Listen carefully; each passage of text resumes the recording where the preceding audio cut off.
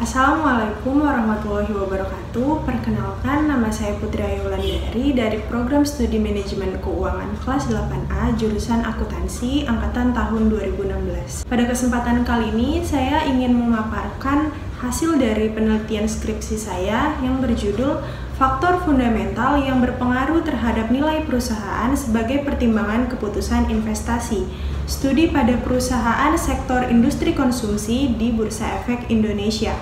Sebelumnya, saya ingin berterima kasih kepada Ibu Ida dan Ibu Zulmaita selaku dosen pembimbing saya yang telah membimbing saya selama proses penyusunan skripsi ini sampai dengan selesai. Pertama, saya akan menjelaskan latar belakang dari penelitian saya. Dapat kita ketahui bahwa banyak aspek yang berperan dalam meningkatkan perkembangan perekonomian suatu negara. Salah satunya adalah pasar modal. Peran penting pasar modal dalam meningkatkan perekonomian suatu negara dapat dilihat dari meningkatnya tingkat investasi pada pasar modal. Dari publikasi yang dikeluarkan oleh Otoritas Jasa Keuangan bahwa tingkat investasi pada tahun 2019 meningkat sebesar Rp2.230.919,17 miliar dibandingkan tahun 2018 yaitu sebesar Rp2.040.86,34 miliar. Meningkatnya tingkat investasi ini sebagian besar didukung oleh sektor industri konsumsi di mana memiliki nilai kapitalisasi pasar terbesar kedua dengan proporsi nilai 16,54% dengan jumlah emiten sebanyak 58 perusahaan. Sektor ini memiliki daya tarik tersendiri di mata para investor karena menghasilkan produk yang digunakan oleh masyarakat pada kehidupan sehari-hari. Sehingga investor cenderung menanamkan modalnya pada sektor ini karena dianggap memiliki nilai perusahaan yang baik dan berprospek di kedepannya. Namun, dengan nilai kapitalisasi pasar yang cukup besar, memungkinkan bahwa banyak perusahaan pada sektor ini memiliki nilai perusahaan yang overvalue. Selain itu, secara year to date, kinerja pada sektor ini menurun sejak 2016 sampai dengan 2019, yaitu pada 2016 secara year to date sebesar 12,46% dan 2017 menurun menjadi 11,72% dan semakin menurun pada 2018 hingga terkoreksi sebesar minus 14,07% dan semakin terkoreksi di tahun 2019 yaitu minus 21,9%. Melihat hal tersebut, tentu investor akan mempertimbangkan kembali untuk berinvestasi pada sektor industri konsumsi. Maka dari itu, peran perusahaan penting dalam meningkatkan nilai perusahaannya guna menarik minat investor dan agar dapat bersaing dengan kompetitor lain. Kenapa nilai perusahaan itu menjadi daya tarik investor? Karena nilai perusahaan dapat mencerminkan kesejahteraan para pemegang sahamnya. Namun jika nilai perusahaan terlalu tinggi atau overvalue, investor juga pasti akan mempertimbangkan hal tersebut karena investor cenderung memilih perusahaan dengan nilai perusahaan yang selalu meningkat namun dia dalam keadaan undervalue. Maka dari itu investor perlu melakukan analisis terlebih dahulu mengenai nilai suatu perusahaan, apakah dia overvalue atau undervalue. Dalam menilai hal tersebut, investor dapat menggunakan analisis fundamental perusahaan. Analisis fundamental perusahaan adalah analisis mengenai kinerja perusahaan yang dilihat dari laporan keuangan perusahaan dan diukur menggunakan rasio-rasio keuangan. Setelah melakukan analisis fundamental tersebut, kita dapat mengetahui posisi suatu perusahaan apakah overvalue atau undervalue, sehingga investor dapat dengan mudah mengambil keputusan investasi yang tepat guna meminimalisir resiko dan memaksimalkan keuntungan. Jika perusahaan tersebut undervalue, maka lebih baik untuk dibeli. Namun jika overvalue, sebaiknya menjual perusahaan atau menunda pembelian. Pada penelitian terdahulu telah dilakukan analisis mengenai fundamental perusahaan terhadap nilai perusahaan. Namun, terdapat inkonsistensi hasil antara rasio-rasio yang digunakan, yaitu pertama, profitabilitas yang diproyeksikan menggunakan ROE. Penelitian yang dilakukan oleh Sucipto dan Sudiatno 2018, Permana dan Rahyuda 2019, Marlina 2013, ROE berpengaruh positif signifikan terhadap PBV. Sedangkan penelitian yang dilakukan Apriyada dan Suardika 2016, ROE tidak berpengaruh terhadap PBV. Selanjutnya ada rasio likuiditas yang diproyeksikan dengan current ratio. Penelitian yang dilakukan oleh Putra dan Lestari 2016 menghasilkan bahwa CR berpengaruh positif signifikan terhadap PBV, sedangkan Permana dan Rahyuda 2019 menghasilkan bahwa CR berpengaruh negatif signifikan terhadap PBV. Lalu ada rasio solvabilitas yang diproyeksikan menggunakan debt to equity ratio. Pertama dilakukan oleh Permana dan Rahyuda 2019 dengan hasil DER berpengaruh negatif signifikan terhadap PBV. Sedangkan penelitian yang dilakukan oleh Marlina 2013, DER berpengaruh positif signifikan terhadap PBV. Kelima penelitian tersebut belum ada yang melakukan penelitian mengenai penilaian saham. Maka dari itu, pada penelitian kali ini saya menambahkan penelitian lanjutan mengenai penilaian saham perusahaan sebagai keputusan investasi. Tujuan penelitian yaitu menganalisis pengaruh ROE terhadap nilai perusahaan pada sektor industri konsumsi. Kedua, menganalisis pengaruh CR terhadap nilai perusahaan pada sektor industri konsumsi. Ketiga, menganalisis pengaruh DER terhadap nilai perusahaan. Keempat, menganalisis pengaruh ROE, CR, dan DER secara simultan terhadap nilai perusahaan. Dan yang kelima, mendeskripsikan hasil dari penilaian saham dan memberikan rekomendasi terkait keputusan investasi yang harus diambil. Adapun variabel independen dan dependen yang digunakan dalam penelitian ini yaitu variabel independen terdiri dari profitabilitas, likuiditas, dan solvabilitas. Variabel dependen yaitu nilai perusahaan. Adapun hipotesis dari penelitian ini yang pertama dapat dilihat pada kerangka pemikiran H1, profitabilitas berpengaruh positif terhadap PBV, H2, likuiditas berpengaruh positif terhadap PBV, dan H3, DER berpengaruh negatif terhadap PBV. Selanjutnya H4, ROE, CR, dan DER bersama-sama berpengaruh terhadap PBV. Setelah mengetahui pengaruh dari ketiga variabel tersebut, maka dilakukan perbandingan antara nilai perusahaan predicted dengan nilai perusahaan aktual yang diproyeksikan menggunakan PBV. Setelah dilakukan perbandingan tersebut, akan diketahui hasil apakah perusahaan tersebut under value atau over value, lalu dapat diambil keputusan investasi yang tepat.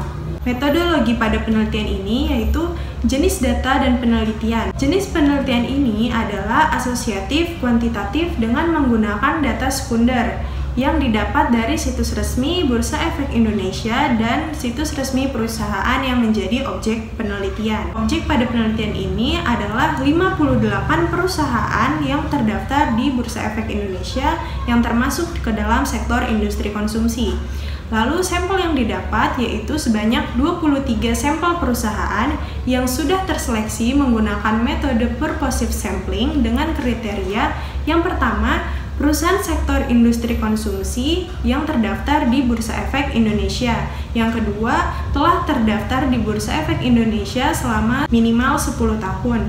Dan yang ketiga, perusahaan memperoleh laba selama periode penelitian 2016 sampai dengan 2019. Adapun metode analisis data pada penelitian ini adalah analisis regresi data panel dengan menggunakan aplikasi eView 9. Langkah pertama yang dilakukan yaitu mengestimasi model regresi. Setelah itu dilakukan uji pemilihan dari estimasi model regresi. Yang ketiga dilakukan uji asumsi klasik. Dan keempat dilakukan uji hipotesis dan interpretasi koefisien determinasi. Dan yang kelima penilaian saham perusahaan. Adapun model estimasi regresi yang didapat yaitu ada model common effect atau CEM dengan hasil sebagai berikut. Selanjutnya ada fixed effect model dengan output sebagai berikut. Dan yang terakhir ada random effect model dengan estimasi sebagai berikut. Dari ketiga model tersebut akan dipilih satu model terbaik dengan menggunakan beberapa uji. Yang pertama itu uji Chow dengan hipotesis H0 sama dengan CEM, H1 sama dengan FEM. FEM. Dapat dilihat output dari uji Chow bahwa nilai probabilitas dari cross section F yaitu sebesar 0,0000 lebih kecil dari 0,05, maka tolak H0. Artinya model terpilih pada uji Chow adalah FEM. Selanjutnya uji Hussman dengan hipotesis H0 sama dengan REM, H1 sama dengan FEM. Dapat dilihat bahwa hasil cross section random dengan probabilitas 0,0000 lebih kecil dari 0,05, maka tolak H0. Artinya model terpilih pada uji ini adalah FEM. Selanjutnya adalah uji LM, yaitu Lagrange multiplier dengan hipotesis H0 sama dengan CEM, H1 sama dengan FEM. Dapat dilihat hasil output dari uji LM, nilai probabilitas dari Bruce-Pagan yaitu sebesar 0,000 lebih kecil dari 0,05, maka tolak H0. Artinya model terpilih pada uji LM adalah REM. Dari ketiga uji yang telah dilakukan, 2 diantaranya menghasilkan model terpilih yaitu FEM. Maka pada penelitian ini model yang terpilih adalah FEM. Selanjutnya uji asumsi klasik pada model FEM. Uji asumsi klasik yang pertama yaitu uji multikolinearitas dengan ketentuan nilai koefisien korelasi lebih besar dari 0,8, artinya terjadi multikolinearitas. Sedangkan jika nilai koefisien korelasi lebih kecil dari 0,8, artinya tidak terjadi multikolinearitas.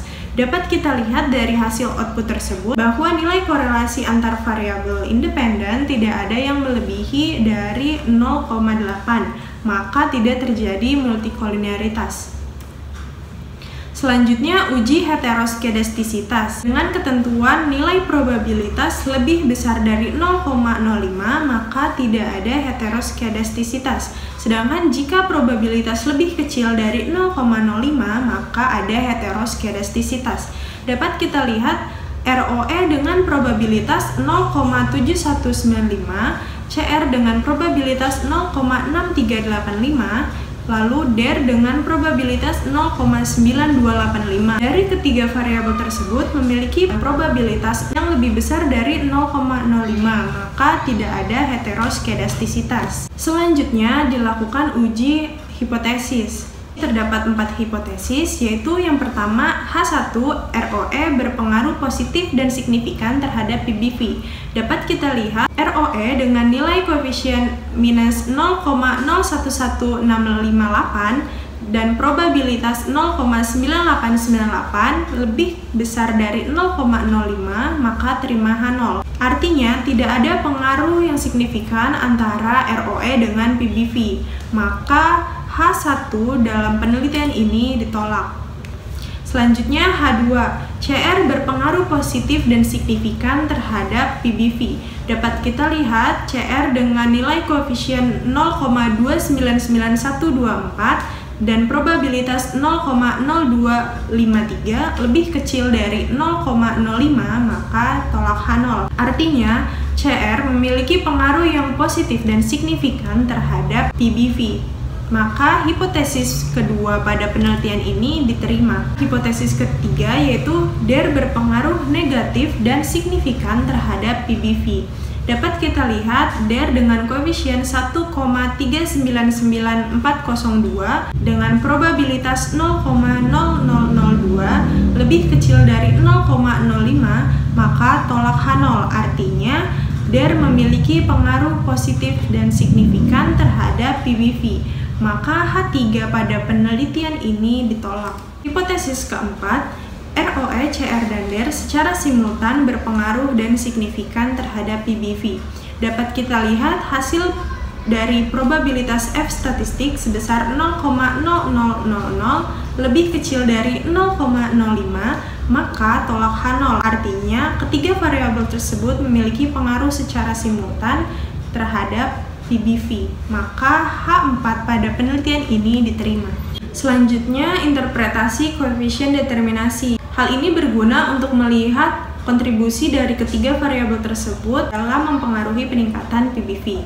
dapat kita lihat bahwa nilai R-square sebesar 0,986383, artinya sebesar 98,64% variabel PBV dapat dijelaskan oleh variabel ROE, CR, dan DER, sedangkan sisanya yaitu sebesar 1,36% dipengaruhi oleh variabel lain. Lalu dilanjutkan dengan penilaian saham perusahaan. Dari model estimasi FEM didapat persamaan yang berguna sebagai PBV predicted, yaitu PBV predicted sama dengan 2,840289 minus 0,011658 ROE ditambah 0,299124 CR ditambah 1,399402 DER. Penilaian saham dengan ketentuan yang pertama, PBV predicted lebih besar dari PBV aktual, maka undervalue, dan keputusan investasinya adalah beli.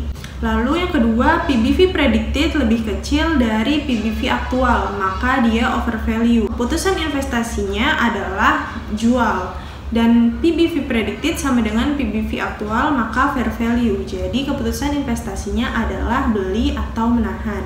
Dari 23 perusahaan yang menjadi sampel penelitian, dapat 5 perusahaan yang terkategori overvalue selama periode penelitian 2016 sampai dengan 2019, yaitu ada perusahaan dengan kode saham HMSP, ICBP, KLBF, MLBI, dan UNVR. Selanjutnya ada 13 perusahaan yang terkategori undervalue selama periode penelitian, yaitu dengan kode saham ADES, BUDI, CEKA, DLTA, DFLA, GGRM, INDF, PYFA, SKTL, STTP, TBLA, TCID, dan TSPC. Selanjutnya ada 5 perusahaan dengan hasil beragam selama periode penelitian, yaitu ada KAEF, MERK, MYOR, ROTI, dan ULTJ. Simpulan pada penelitian ini, yang pertama, ROE secara parsial tidak berpengaruh signifikan terhadap PBV, maka H1 pada penelitian ini ditolak. Kedua, CR secara parsial berpengaruh positif dan signifikan terhadap PBV pada perusahaan sektor industri konsumsi, artinya H2 pada penelitian ini diterima.